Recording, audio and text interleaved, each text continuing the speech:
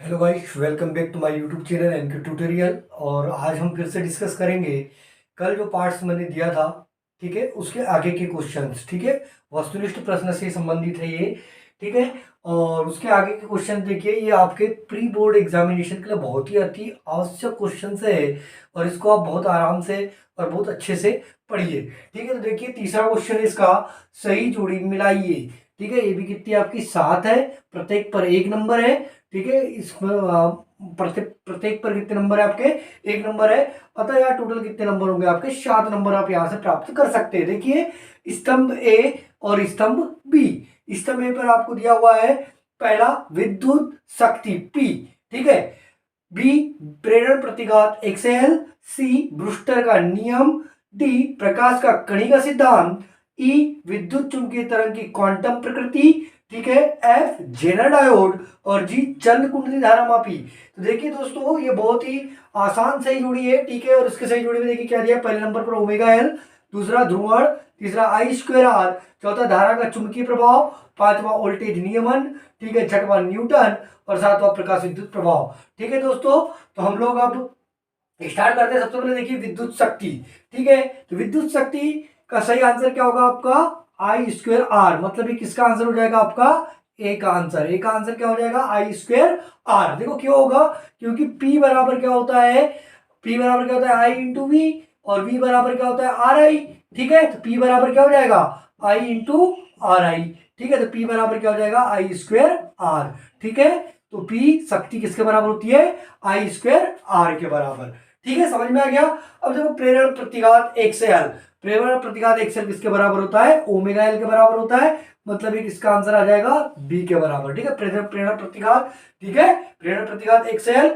ठीक है ना, एल परिपथ है ये। ठीक है, तो प्रेरण प्रतिघात एक्सएल किसके बराबर होता है? ओमेगा एल के बराबर होता है। देखो ब्रूस्टर का नियम। ठीक है, जो ये ब्रूस्टर का नियम है किससे? ध्रुवण की घटना संबंधित है। किससे संबंधित है? ध्रुवण की घटना से। इसीलिए ब्रूस्टर का नियम कहां पर आ जाएगा? ध्रुवण किसका हो जाएगा? सी का आंसर हो जाएगा। ध्रुवण किसका आंसर हो जाएगा? सी का आंसर हो जाएगा। उसी प्रकार देखो प्रकाश का कड़ी का सिद्धांत। प्रकाश का कड़ी का सिद्धांत किसने दिया था? प्रकाश का कड़ी का सिद्धांत दिया था आपका किसने? न्यूटन ने। ठीक है, प्रकाश का कड़ी का सिद्धांत किसने दिया था? न्यूटन ने। ठीक है, प्रकाश का कड़ी का सिद्धांत किसने दिया था? न्यूटन ने। तो डी का आंसर क्या हो जाएगा? न्यूटन। विद्युत चुंबकीय तरंग की क्वांटम प्रकृति, और ये कौन सी घटना दर्शाती है?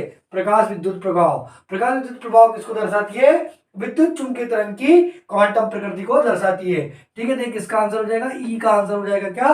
प्रकाश विद्युत प्रभाव। उसी प्रकार से जेनर डायोड। जेनर डायोड क्या होता है? वोल्टेज को कंट्रोल करता है, वोल्टेज नियंत्रक होता है। ठीक है, तो ये हो जाएगा आपका वोल्टेज निगमन नियमन। ठीक है, यानी नियंत्रक।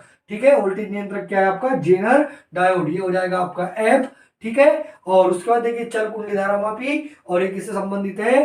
चल कुंडली धारा मापी संबंधित है धारा के चुंबकीय प्रभाव से। किससे संबंधित है? धारा के चुंबकीय प्रभाव से। इसीलिए जी का आंसर क्या हो जाएगा? धारा का चुंबकीय प्रभाव। देखिए दोस्तों, कितनी आसान से जुड़ी थी। ठीक है, विद्युत शक्ति किससे रिलेटेड है? आई स्क्वायर आर से। प्रेरण प्रतिघात क्या होता है? Omega L. ब्रूस्टर का नियम किससे संबंधित है? ध्रुवण से। प्रकाश का कड़ी का सिद्धांत किसने दिया था? न्यूटन ने। विद्युत चुंबकीय तरंग की क्वांटम प्रकृति कौन सी घटना दर्शाती है? प्रकाश विद्युत प्रभाव। जेनर डायोड क्या करता है? वोल्टेज को नियंत्रित करता है। और चल कुंडली धारा मापी किस पर काम करती है? धारा के चुंबकीय प्रभाव पर। Question number 4। क्वेश्चन नंबर 4 ये है कि प्रत्येक प्रश्न का उत्तर एक वाक्य में लिखिए। ये भी 7 क्वेश्चन है, और कितने नंबर के रहेंगे? ये 7 नंबर के रहेंगे। ठीक है, तो अभी यहां पर देखिए, प्रत्येक प्रश्न का उत्तर एक वाक्य में लिखिए। क्वेश्चन नंबर 4, पहला क्वेश्चन देखिए, विद्युत क्षेत्र की तीव्रता का एसआई पत्ती में मात्रक लिखिए। बहुत ही बढ़िया क्वेश्चन है। विद्युत क्षेत्र की तीव्रता का एसआई पत्ती में मात्रक लिखिए। और विद्युत क्षेत्र की तीव्रता का एसआई पत्ती में मात्रक क्या होता है? देखिए क्या होता है? न्यूटन प्रति कूलम। क्या होता है? न्यूटन प्रति कूलम। क्या होता है? न्यूटन प्रति कूलम। ठीक है, तो क्या होता है? न्यूटन प्रति कूलम। ठीक है, उसके बाद देखिए 2 ओम और 3 ओम के प्रतिरोधों को श्रेणी क्रम में जोड़ने पर तुल्य प्रतिरोध कितना होगा? 2 ओम और 3 ओम के प्रतिरोधों को श्रेणी क्रम में जोड़ने पर तुल्य प्रतिरोध कितना होगा? तो कितना होगा? देखो, अगर आर माना, आर निकालना है आपको, आर बराबर क्वेश्चन है, R1 दिया है आपको 2 ओम। ठीक है, प्रतिरोध का ऐसा प्रतिमात्रक क्या होता है? ओम। तो R1 बराबर दिया है 2 ओम, और R2 बराबर दिया है 3 ओम। यदि अगर श्रेणी क्रम में जोड़े तब R इक्विवेलेंट क्या होता है आपका? R बराबर होता है R1 प्लस R2। ठीक है, तो यहाँ सिंपल क्या हो जाएगा, 2 + 3 = 5 ओम। तो इसका आंसर कितना आ जाएगा भाई, आंसर कितना आ जाएगा इसका, 5 ओम। ठीक है, इसका आंसर कितना आ जाएगा, 5 ओम। ठीक है, आर निकालना था, स्टेडी क्रम में तो R1 + R2 और एक हो जाएगा 2 और 3 5, तो कितना आ जाएगा इसका आंसर, 5 ओम। इसका कितना आ जाएगा, न्यूटन प्रति कूलम। अगला देखिए, ट्रांसफार्मर किस सिद्धांत पर कार्य करता है। ट्रांसफार्मर किस सिद्धांत पर कार्य करता है, अन्योन्य प्रेरण के सिद्धांत पर कार्य करता है। किस पर कार्य करता है, अन्योन्य प्रेरण के सिद्धांत पर। किस पर कार्य करता है ये, अन्योन्य प्रेरण के सिद्धांत पर। याद रखिए, ट्रांसफार्मर किस पर कार्य करता है, अन्योन्य प्रेरण के सिद्धांत पर। किस पर कार्य करता है, अन्योन्य प्रेरण के सिद्धांत पर। भारत में घरों में प्रयुक्त होने वाली विद्युत धारा की आवृत्ति कितनी होती है, बहुत बढ़िया क्वेश्चन है। भारत में घरों में प्रयुक्त होने वाली विद्युत धारा की आवृत्ति कितनी होती है, बहुत ही आसान, बहुत ही बढ़िया क्वेश्चन है और सभी को इसका आंसर मालूम होना चाहिए। ये कितनी होती है, 50 चक्र प्रति सेकंड। कितनी होती है, 50 चक्र प्रति सेकंड, 50 CPS। कितनी होती है, 50 साइकिल पर सेकेंड। ठीक है, 50 चक्र प्रति सेकेंड। ठीक है, और अगला क्वेश्चन, कोहरे में दूर तक देखने के लिए उपयोगी किरणों का नाम लिखिए। कोहरे में दूर तक वस्तुओं को देखने के लिए किसका उपयोग करते हैं अपन, अवरक्त किरणों का। किसका उपयोग करते हैं, अवरक्त किरणों का। अवरक्त किरणों का उपयोग क्यों करते हैं, क्योंकि इसकी तरंग दैर्ध्य क्या होती है, ज्यादा होती है। तरंग दैर्ध्य ज्यादा होने की वजह से हम किसका उपयोग करते हैं, अवरक्त किरणों का। 6 या F क्या है, सिलिकॉन अर्धचालकों से बने पीएन संधि डायोड का प्राचीन विभव का मान कितना होता है। ठीक है, सिलिकॉन अर्धचालक से बने पीएन संधि डायोड के प्राचीन विभव का मान कितना होता है, और इसका सही आंसर है 0.7 वोल्ट। कितना होता है, 0.7 वोल्ट। और आखिरी क्वेश्चन और 7वां क्वेश्चन देखिए, स्नेल का नियम क्या है। बहुत ही आईएमपी क्वेश्चन है, आपको 2 नंबर में पूछा जा सकता है क्वेश्चन को। ठीक है, तो बहुत ही बढ़िया क्वेश्चन है कि स्नेल का नियम क्या है। ठीक है, स्नेल का नियम एक्चुअली होता है, किन्हीं भी दो माध्यमों के लिए, किन्हीं भी दो माध्यमों के लिए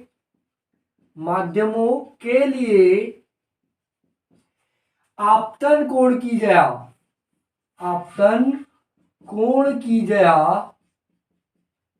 मतलब साइन आई और अपवर्तन कोण की जया, अपवर्तन कोण की जया साइन आर में एक निश्चित अनुपात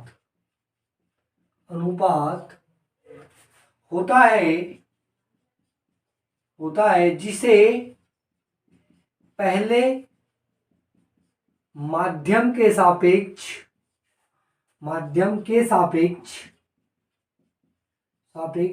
दूसरे माध्यम का अपवर्तनांक कहते हैं। इसे 1μ2 से प्रदर्शित किया, पहले माध्यम के सापेक्ष दूसरे माध्यम का अपवर्तनांक किया जाता है। अर्थात साइन आई बटे साइन आर बराबर एक नियतांक। और इसको किसके बराबर दिखाते हैं अपन, पहले माध्यम के सापेक्ष दूसरे माध्यम का अपवर्तनांक, मतलब 1μ2 से। कैसे दिखाते हैं इसको, 1μ2 से। चूंकि 1621 में डच वैज्ञानिक स्नेल ने यह नियम दिया था,